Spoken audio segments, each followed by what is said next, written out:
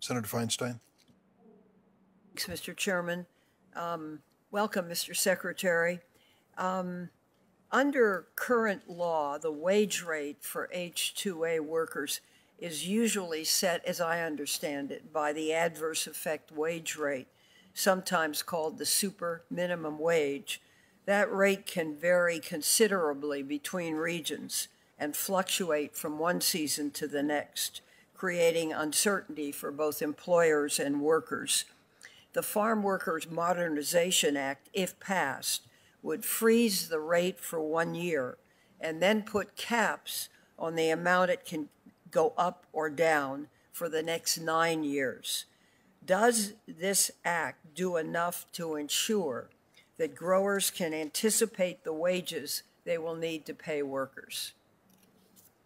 Senator, I think it does, and I would point out that the current wage rate on average for those folks who are earning that wage is roughly a little over $13 an hour, which is significantly below the average wage of a typical American worker, also below the wage that even a worker with the lowest educational level in our economy would earn.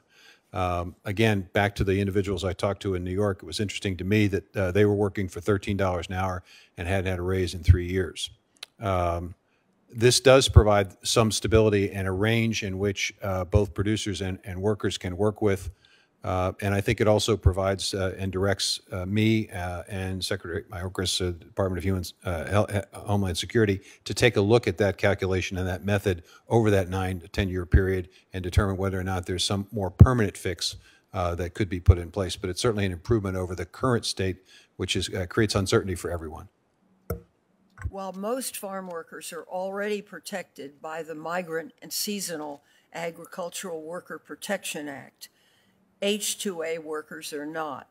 The Farm Workforce Modernization Act, if passed, would change that. The Farm Worker Modernization Act, if passed, would change that by expanding MSPA to include H-2A workers. So here are 2 questions.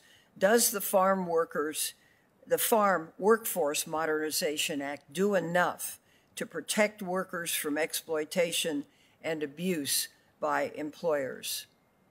I think it provides an opportunity for consistency and clarity in terms of those protections. I think that there are additional ways in which this bill provides assistance and help. I mentioned housing in my initial comment. That's also an issue in addition to wages, in addition to working conditions. These folks basically deserve decent housing. That's obviously it can be a fairly expensive proposition.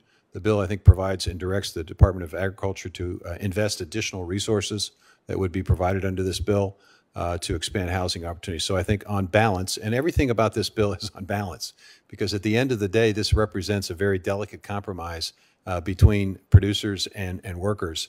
They worked long and hard on this, and I think it deserves our vote of confidence to allow it to see what it works, see what works well, what doesn't work.